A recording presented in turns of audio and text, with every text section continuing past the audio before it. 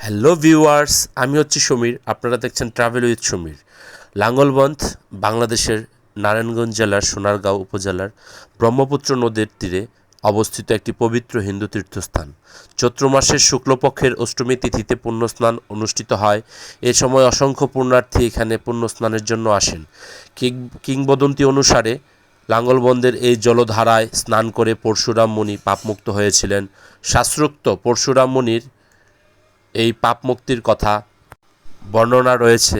পাপ মুক্তির কথা স্মরণ করেই বহু বছর ধরে পুণ্যার্থীরা এই অষ্টমী পুণ্য স্নান করে আসছেন। মনে করা হয় চৈত্র মাসের শুক্লপক্ষের অষ্টমী তিথিতে জগতের সকল পবিত্র স্থানের পুণ্য ব্রহ্মপুত্র নদে মিলিত হয়। ব্রহ্মপুত্র নদে স্নানের সময় ফুল, বেলপাতা, ধান, দুর্বা পিতৃপুরুষের উদ্দেশ্যে তর্পণ করা হয়। সমাগত ভক্তবৃন্দদের জন্য স্নান সম্পন্ন করাকে সহজ করার জন্য বিভিন্ন দানশীল ব্যক্তিরা বিভিন্ন সময়ে বেশ কয়েকটি ঘাট নির্মাণ করেন। বর্তমানে এমন 13টি বাঁধানো ঘাট আছে। এই 13টি ঘাট হলো প্রেমতলা ঘাট, অন্নপূর্ণা ঘাট, রাজঘাট, বরদেশ্বরী ঘাট, গান্ধীঘাট, জয়কালী ঘাট, পাঠানকালী ঘাট, শ্রীরামপুর ঘাট, কালীবাড়ি ঘাট, কালীদহ ঘাট, শঙ্কর ঘাট, শিখুরি ঘাট ও রক্ষাকালী ঘাট। লাঙ্গলবন্দের এই বাঁধানো ঘাটের পাশাপাশি উত্তর থেকে দক্ষিণে একাধিক্রমে স্নানঘাটগুলো হচ্ছে কালীগঞ্জ ঘাট, দক্ষিণেশ্বর কালীবাড়ি ঘাট, চর শ্রীরামপুর ঘাট, মাকুড়ি ঘাট সহ আরও অন্যান্য ঘাট। লাঙ্গলবন্দের যে সকল মন্দিরসমূহ রয়েছে সেগুলো হচ্ছে অন্নপূর্ণা মন্দির, বাসন্তী মন্দির, গৌরাঙ্গ মহাপ্রভুর মন্দির, আদি ব্রহ্মপুত্রের মন্দির, শ্মশানকালী মন্দির, জয়কালী মন্দির, শিব মন্দির, পাষাণকালী মন্দির, ভদ্রেশ্বরী কালী মন্দির, দক্ষিণেশ্বর কালী মন্দির, রক্ষাকালী মন্দির। লাঙ্গলবন্দের যে সকল আশ্রয়সমূহ রয়েছে মহাত্মা ললিত সাধুর আশ্রম, বেণীমাধব ব্রহ্মচারী আশ্রম, শঙ্কর সাধুর আশ্রম, শান্তি আশ্রম, বৃন্দাবন সাধুর সমাধি মন্দির ও আশ্রম, দিগ্বিজয় সাধুর আশ্রম, পরেশ সাধুর আশ্রম। লাঙ্গলবন্দের আশ্রয়স্থলসমূহ হচ্ছে তিলক যাত্রী নিবাস, কালভৈরবের বাড়ি, চৌধুরী কালীবাড়ি মঠ। লাঙ্গলবন্দের ব্রিজ থেকে প্রত্যেকটা ঘাটে যাওয়ার যে প্রধান সড়কটি রয়েছে সেই সড়কে ব্যাপক জনসমাগম থাকার কারণে আমি পরিবারসহ একটি নৌকাযোগে রাজঘাটে আসি এবং রাজঘাটে আসার সাথে সাথেই আমি পুণ্য স্নান করতে সক্ষম হই। স্নানের শেষে সবাইকে নিয়ে প্রত্যেকটা ঘাট পরিদর্শন করি এবং মন্দির দর্শন করি।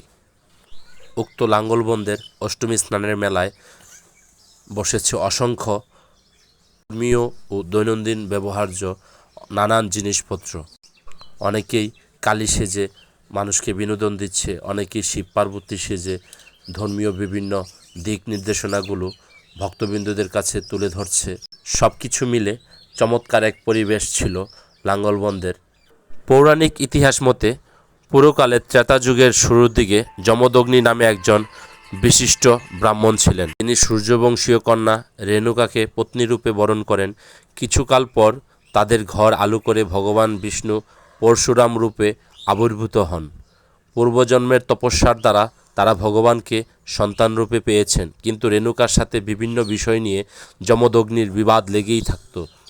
একবার রেণুকা তার স্বামী যমদগ্নিকে কিছু না বলে পিতার গৃহে চলে যান। এতে ক্রুদ্ধ হয়ে যমদগ্নি তার ছেলে পরশুরাম করেন তার মা রেণুকাকে শিরচ্ছেদ করতে। পরশুরাম বিচলিত হয়ে ওঠেন। সে তার পিতার আদেশ অমান্য করবে নাকি মাতৃহত্যার বোঝা বহন করবে। উভয় সংকটে পড়ে যায় পরম শিবভক্ত পরশুরাম। পরশুরাম তার মায়ের কাছে যায় এবং সব কথা খুলে বলে। পিতার আদেশ দিয়েছেন মায়ের শিরচ্ছেদ করবার। পরশুরামের মা ছিলেন সত্যপরায়ণা, তাই তিনি তার ছেলে পরশুরামকে আদেশ দিলেন সে তার পিতার আদেশ রক্ষা করুক এবং তিনি নিজে তার মস্তক ছেদ করবার জন্য প্রস্তুত করলেন। বুকে পাথর চাপা দিয়ে পরশুরাম তার মায়ের শিরচ্ছেদ করলেন। শিরচ্ছেদ করবার পর ভগবান শিবের কৃপায় তিনি আবার জীবিত হয়ে উঠলেও পরশুরামের মাতৃহত্যার পাপ রয়ে যায়। সেই মাতৃহত্যার পাপের বোঝায় পরশুরাম উন্মাদ হয়ে এদিক সেদিক ছুটতে থাকে। পরবর্তীতে ভগবান শিবের তপস্যা করে উনাকে সন্তুষ্ট করে তার পাপ নিবারণের রাস্তা জেনে নেন। ভগবান শিব তাকে বলেন হিমালয়ের কৈলাস পর্বতের নিচের মানস সরোবরের থেকে যেই নদ তৈরি হয়েছে তাতে স্নান করলে তার পাপ ধুয়ে যাবে। এই কথা সেই কাজ, পরশুরাম সেই নদীতে